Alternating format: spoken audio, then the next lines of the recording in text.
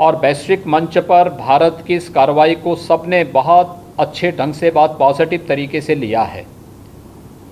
उत्तर प्रदेश में जनता कर्फ्यू से पहले भी, जनता कर्फ्यू के दिन भी और उसके बाद हम लोगों ने अपने 15 जनपदों को पहले चरण में, फिर एक जनपद और लिया था, फिर एक जनपद और लिया था, आज एक जनपद और उसके साथ जोड़ा गया। कुल 18 जनपद हमारे अब तक ऐसे हो चुके हैं जिन्हें हम लोगों ने अब तक लॉकडाउन की श्रेणी में लिया था।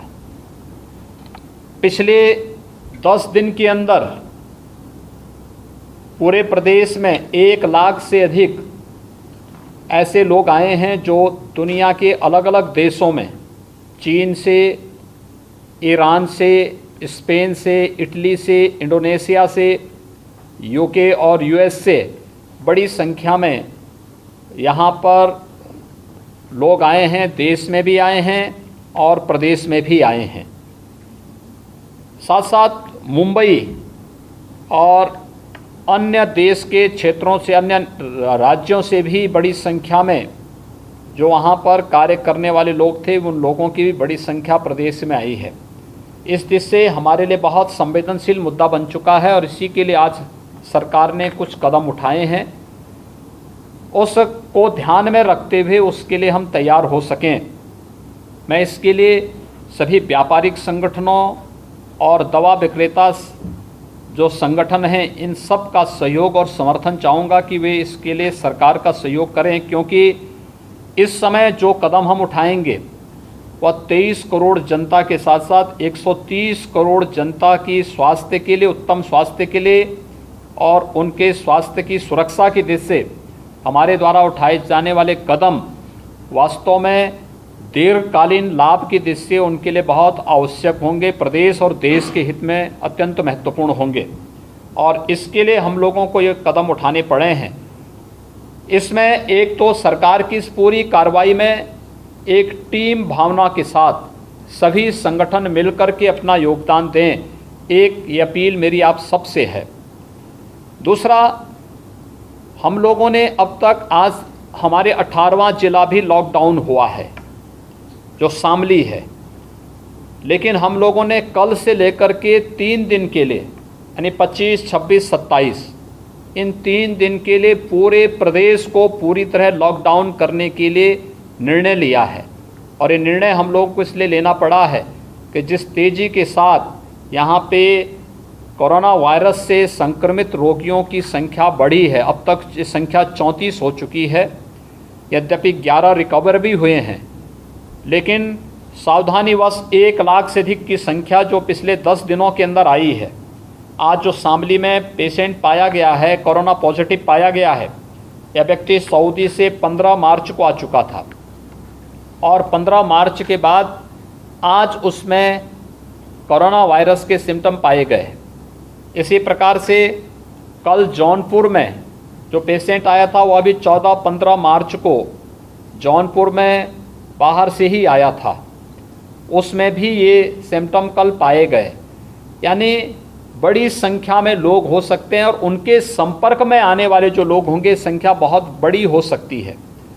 हम लोगों ने अब तक 2000 बेड आइसोलेशन के प्रदेश के अंदर अलग अलग सभी 75 जनपदों में इसके लिए तैयार किए थे।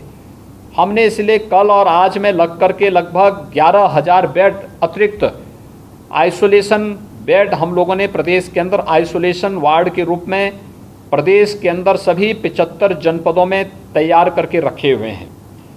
सरकार के स्तर पर सारे कदम उठाए गए। हमने सभी अपने जो नेपाल से सटी हुई सीमा को पूरी तरह सील कर दिया है।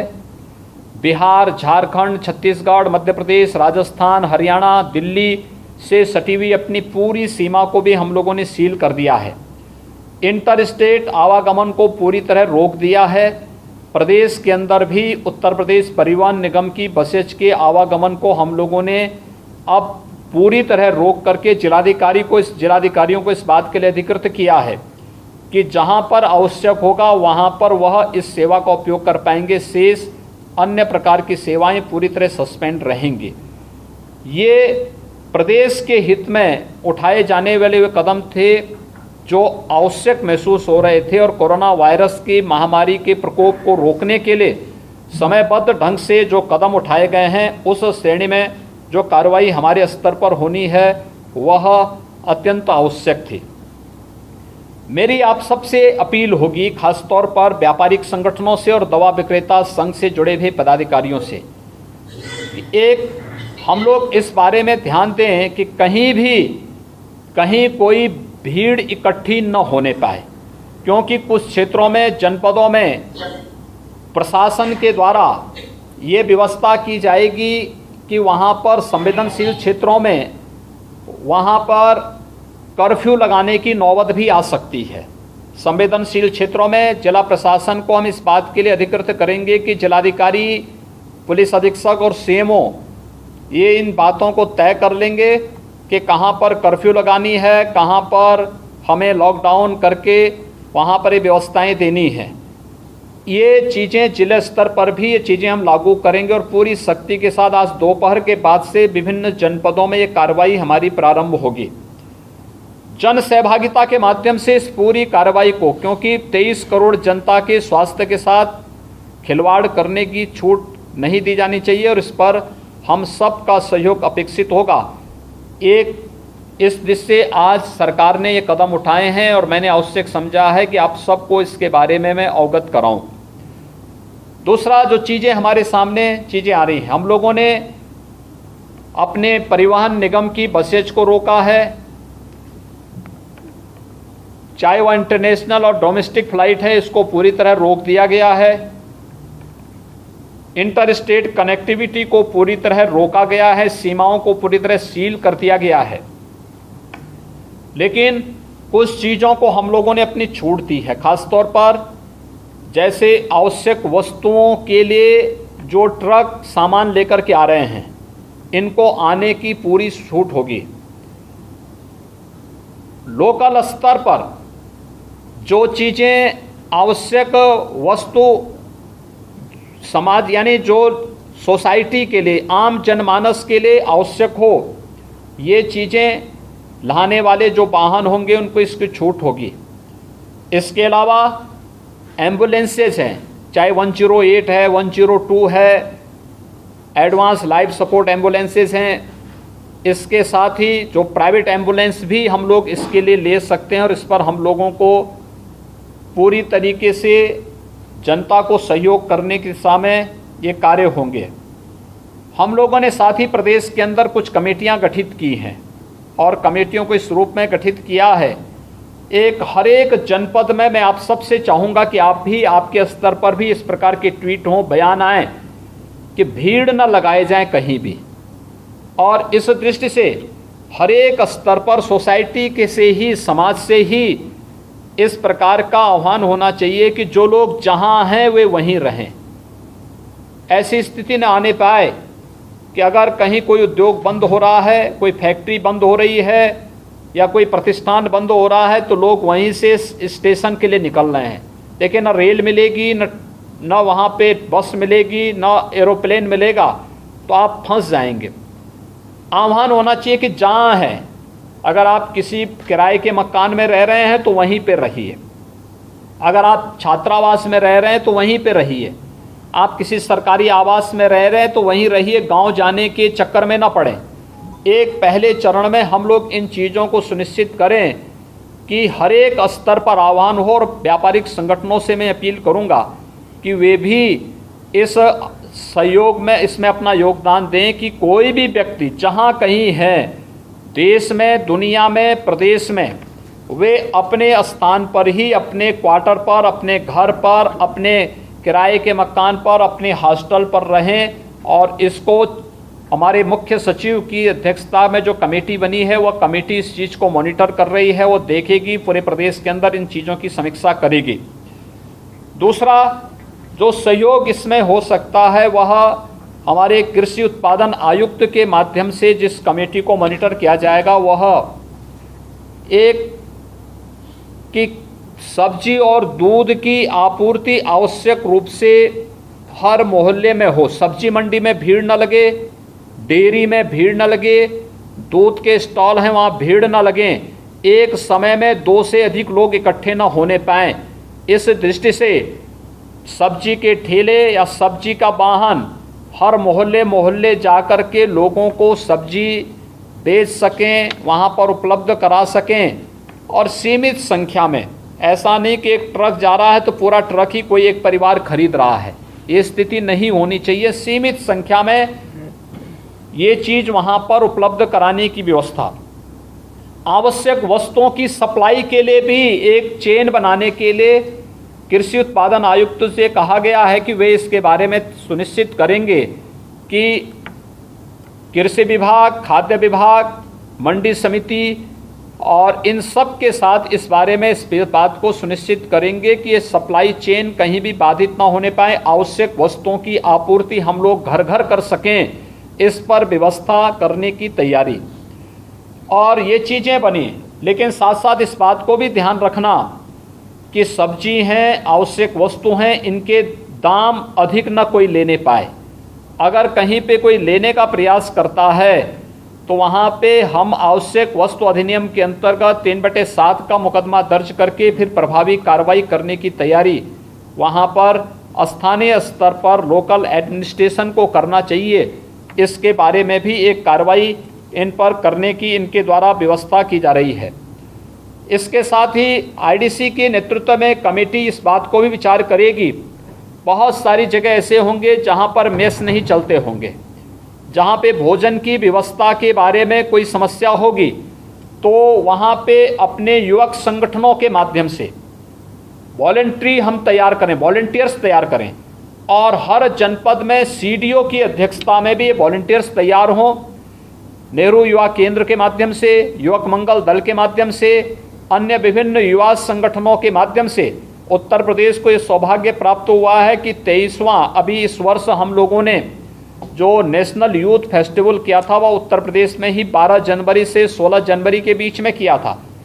हमारा जो ये यूथ है, यह यूथ वॉलंटियर्स के रूप में अगर कार्य देख सके तो स्वास्थ्य संबंधी प्रॉपर मेजर उठाते हुए उन सब लोगों को हम इसके बारे में तैयार करें जो घर घर, यानी भीड़ न लगे लेकिन होम डिलीवरी दे सकें। इसके बारे में जनपद स्तर पर भी हम कई ग्रुप, सिविल डिफेंस का भी इसमें सहयोग ले सकते हैं, और प्रयास होना चाहिए कि सिविल डिफेंस में जिनकी उम्र 55 साल से अधिक न हो, ऐसे लोग इसमें लिए जा सकते हैं जो पूरी तरह स्वस्थ हों। उस प्रकार के लोगों का हम लोग सहयोग ले सकते हैं। मेरी व्यापारी बंधुओं से और दवा विक्रेता संघ से जुड़े हुए सभी पदाधिकारियों से अपील हो कि आवश्यक वस्तुओं की कहीं भी कालाबाजारी न होने पाए, जमाखोरी न होने पाए, अधिक दाम कोई न वसूलने पाए।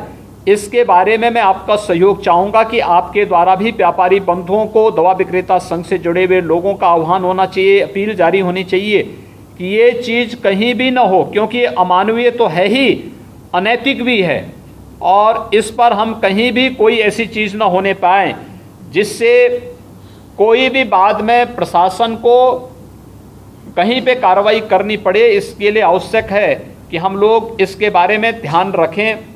जो आवश्यक दवाइयां हैं, कल WHO ने भी और ICMR ने भी मलेरिया से संबंधित कुछ दवाओं को इसके लिए आवश्यक माना, लेकिन हम लोगों ने देखा कि मार्केट से दवा अचानक गायब कर दी गई। ये अच्छी स्थिति नहीं है और हम लोगों को इस बारे में ध्यान देना होगा, खास तौर पर दवाओं के बारे में, मास्क के बारे में, PPE के बारे में, ग्लव्स के बारे में। ये सभी आपूर्ति मार्केट में रहे, बंदी के दौरान आवश्यक सेवाएं बाधित नहीं होंगी। दवा की जो सामान्य थोक की दुकानें भले ही बंद होंगी, लेकिन रिटेल की दवाइयाँ प्रशासन जहाँ उचित समझता वहाँ पर खुली रहेंगे। लेकिन शेष अन्य चीज़ों को हम रोकेंगे, अन्य कार्रवाई को हम रोकेंगे, आवागमन को रोकेंगे। सरकारी कर्मचारियों को अलग अलग शिफ्ट में काम कर, पहले तो इनकी संख्या आधी कर दी गई है और आधी संख्या भी 3 शिफ्ट में ड्यूटी पे जा रही है। उनके पास जो अपने आई कार्ड होंगे उसका इस्तेमाल करके उनको जाने की सुविधा होगी, लेकिन अन्य लोगों के लिए प्रशासन पास जारी करेंगे और पास उतने ही जारी करेंगे जिससे कहीं भी कोई अव्यवस्था और अराजकता का माहौल न पैदा होने पाए। याद करें, एक समय में 2 से अधिक लोग एक स्थान पर कतई खड़े न होने पाए। एक मेरी अपील होगी, मैं भी वीसी में भी देख रहा हूं कि बड़ी मात्रा में लोग वीसी में भी मास्क लगा करके बैठे हैं। ये मास्क की आवश्यकता सबको नहीं है। आप हमारी इस बैठक में देखेंगे, इस बैठक में कोई भी व्यक्ति मास्क नहीं लगाया है। ये मास्क लगाने की हर एक को आवश्यकता नहीं है, और मैं चाहूँगा कि मास्क जिसके लिए आवश्यक है वही लोग लगाएं, बाकी लोग न लगाएं, कतई न लगाएं, क्योंकि अनावश्यक रूप से स्थिति को और पैनिक करता है। जो लोग उसके साथ जुड़े हैं, सुविधा के साथ जुड़े हैं, जो लोग ट्रैवलिंग के साथ जुड़े हैं, जो लोग वहाँ पर हॉस्पिटल के साथ जुड़े हुए हैं, जो लोग ट्रांसपोर्टेशन के साथ जुड़े हुए हैं, वे लोग तो लगाएं। जिनके संपर्क में इस प्रकार के लोगों को आने की आवश्यकता, वे लोग तो लगा सकते हैं, लेकिन हर व्यक्ति इस प्रकार का मास्क लगा करके चले, मुझे लगता है उचित नहीं होगा। और इसके लिए आवश्यक होता, बहुत ऐसी स्थिति पैदा होती है, तो उन स्थितियों में हम एक रुमाल को, साफ सुथरे कपड़े को 4 फोल्ड करके, 3 फोल्ड करके उसी को मुंह पे बांध सकते हैं। उसके लिए मास्क की आवश्यकता बहुत नहीं पड़ेगी। ये चीज़ें हम लोग इसके बारे में ध्यान रखें। भीड़ भाड़ कतई न हो। और अपील ये करूँगा कि जितने भी हमारे औद्योगिक संस्थान हैं, व्यापारिक संस्थान हैं, या फिर निजी क्षेत्र के हों, सार्वजनिक क्षेत्र के हों, अर्ध सरकारी क्षेत्र के हों, विद्यालय हों, कॉलेजेज हों, टेक्निकल इंस्टीट्यूशंस हों, उद्योग हों, इनमें कार्यरत जो भी श्रमिक होगा, जो भी कर्मी होगा, जितने दिन की ये छुट्टी कोरोना वायरस के कारण हो रही है, इन्हें लीव विद सैलरी देने की व्यवस्था होगी। उन सबको ये व्यवस्था की जानी चाहिए, जिससे किसी का परिवार भूखों रहने की नौबत उसके सामने ना आने पाए, क्योंकि ये मानवीय संवेदना का पक्ष है और इसका हम पालन अवश्य करवाएं। इसके बारे में मेरी एक अपील हर एक जनपद में होगी। हम लोगों ने इसके अलावा और भी अन्य कदम उठाए हैं, जैसे पटरी व्यवसायियों के लिए, रेहड़ी खोमचा अन्य लगाने वालों के लिए भी हम लोगों ने एक व्यवस्था यहाँ पर लगाने की तैयारी की है। और उन लोगों के लिए हम लोगों ने तत्कालिक रूप से एक भरण पोषण भत्ता की व्यवस्था उनके लिए की है। हम लोग प्रदेश के अंदर 1,65,31,000 से अधिक परिवारों को 20 किलो गेहूं, 15 किलो चावल निःशुल्क उपलब्ध कराने की तैयारी कर रहे हैं। हम लोग 35 लाख से अधिक निर्माण श्रमिकों को, ठेला खोमचा, रेहड़ी पटरी व्यवसायी, पल्लेदार और रिक्शा, ई रिक्शा चालकों को, इनके संचालकों को 1,000 रुपये का भत्ता उपलब्ध कराने की व्यवस्था तात्कालिक रूप से करने जा रहे हैं। उनके अकाउंट में सीधे पैसा दिया जाएगा। और इसलिए मैं अपील करूंगा कि जहां भी प्रतिदिन कमाने वाले जो भी कर्मी हैं, अगर इस दौरान, बंदी के दौरान उनकी छुट्टी होती है, तो उस छुट्टी को उनके कार्य दिवस के रूप में गिना जाना चाहिए और उस दौरान उनको निश्चित जो मानते हैं वह उन्हें मिलते रहना चाहिए। ये व्यवस्था हम लोग पूरे प्रदेश के अंदर करेंगे। हम लोगों के द्वारा जो सावधानी इस दौरान बरती जाएगी, ये सावधानी 23 करोड़ जनता के साथ साथ देश की 130 करोड़ जनता के स्वस्थ और सुरक्षित होने का एकमात्र रास्ता है। और इसलिए इतनी बड़ी आबादी के स्वस्थ और सुरक्षित होने के लिए हम लोगों को इस दौरान इस प्रकार के कदम उठाने पड़ रहे हैं। और मैं चाहूँगा कि हमारे व्यापारिक संगठनों के लोग, हमारे सामाजिक संगठनों के लोग और भी अन्य जितने भी सामाजिक संगठन हैं, व्यापारिक संगठन हैं, दवा विक्रेता संघ से जुड़े हुए लोग हैं, उनसे मेरी अपील होगी कि शासन के द्वारा जो लॉकडाउन, जो ये जनता कर्फ्यू की कार्रवाई को आगे बढ़ाया जा रहा है, इसमें आप सबकी सहभागिता आवश्यक है। सड़कों पर न निकलें, हम अपने घरों में रहें, घरों से अपील जारी करें, सोशल मीडिया के माध्यम से अपील जारी करें, फेक न्यूज न दें। फेक न्यूज पर हमने वैश्विक महामारी कोरोना को एपिडेमिक एक्ट के अंतर्गत कवर किया है और इसलिए एपिडेमिक एक्ट के अंतर्गत ऐसा न हो फेक न्यूज और गुमराह करने वाली किसी भी जानकारी में एफआईआर लॉन्च होने की नौबत आए। ऐसा न हो, लोगों को बताने की आवश्यकता, गलत सूचना कोई न दे, सही जानकारी लें। किसी को सहायता की आवश्यकता है, सीएम हेल्पलाइन है, आईजीआरएस का पोर्टल है, हमने पुलिस के पीआरबी 112 को इसके लिए उपलब्ध कराया है, स्वास्थ्य विभाग ने हेल्पलाइन जारी की है, इसके साथ ही 108, 102 की और एएलएस की एम्बुलेंस सेवाएं भी मौजूद हैं। ये सब मौजूद होने के कारण हम लोग इन सभी में अपनी सहभागिता सुनिश्चित करेंगे तो एक बड़ी महामारी को हम लोग रोकने में सफल हो जाएंगे। और प्रधानमंत्री मोदी जी के नेतृत्व में कोरोना को परास्त करने के लिए जो एक अभियान प्रारंभ हुआ है, आज रात्रि को 8 बजे फिर से आदरणीय प्रधानमंत्री जी का देश पूरे राष्ट्र के नाम एक नया संबोधन फिर से होने जा रहा है। आपने देखा होगा अभी पिछले सप्ताह ही प्रधानमंत्री जी ने संबोधन दिया है, फिर से उनका मार्गदर्शन आज फिर प्राप्त होगा। हम आदरणीय प्रधानमंत्री जी का मार्गदर्शन लें और उसको पूरी तरीके से फॉलो करने की कार्रवाई करेंगे। यही अपील मेरी आप सभी व्यापारिक संगठनों के पदाधिकारियों से, दवा विक्रेता संघ के जुड़े हुए सभी पदाधिकारियों से और आप सभी बंधुगण से है कि एक कहीं भी कोई जमाखोरी, कालाबाजारी, अधिक दाम लेने की शिकायत ना आने पाए, इसके लिए अवेयरनेस करने, आपके स्तर पर अवेयरनेस पैदा हो। किसी भी आवश्यक वस्तु की कमी मार्केट में न पड़े, इसके लिए आपके सहयोग की आवश्यकता है। किसी भी आवश्यक दवा की आपूर्ति बाधित न होने पाए, इस दृष्टि से आप लोग अपने स्तर पर उस चेन को मेंटेन करने की व्यवस्था करें। मास्क है, पीपीई है, ग्लव्स हैं, सैनिटाइजर है, ये मार्केट से एकाएक गायब न हो और ज़्यादा दाम पर न बिके। जो उसका एमआरपी है उससे अधिक दाम कोई कतई न लें। इसके लिए आप सब अवेयर होकर के सभी लोगों को फ़ोन के माध्यम से या अपने जो भी आवश्यक माध्यमों का उसके माध्यम से अवगत करा करके इस कार्रवाई को आगे बढ़ाएंगे तो वास्तव में मानवता की एक बहुत बड़ी सेवा ये होगी और कोरोना वायरस को परास्त करने के लिए देश की इस लड़ाई में हम सब का भी योगदान होगा। और मैं इस बात को कह सकता हूँ कि आदरणीय प्रधानमंत्री जी के नेतृत्व में हम लोगों ने कोरोना को परास्त करने की जिस लड़ाई को आगे बढ़ाया है, हम विश्वास के साथ कह सकते हैं कि कोरोना वायरस परास्त होगा, भारत अवश्य जीतेगा।